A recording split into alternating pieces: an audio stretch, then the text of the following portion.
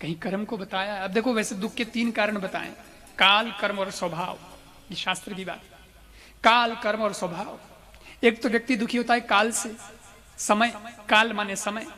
समय खराब आ जाता है, आदमी दुखी हो जाता है। लेकिन काल से दुखी आदमी सुखी हो सकता है। 2.5 साल या 7.5 साल निकल गए, उसके बाद सुखी, क्योंकि शनि की दशा उतर गई, अब ठीक है। दूसरा कर्म से दुखी होता है। कर्म खराब कर्म करोड़ा वे तो दुख तो भोगना ही पड़ेगा।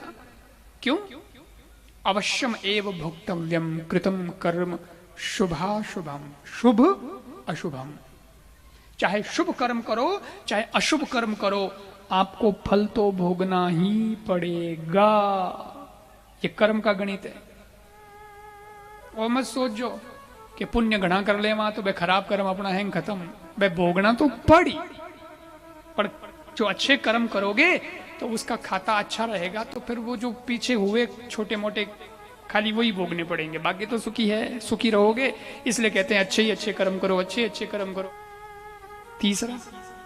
तीसरा कारण है स्वभाव।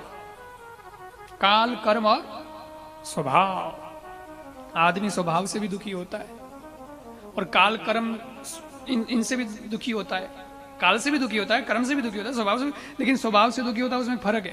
काल से दुखी आदमी सुखी हो सकता है, कर्म से दुखी आदमी सुखी हो सकता है, पर स्वभाव दुखी हुए बुझो को कभी सुखी को नहीं हुए।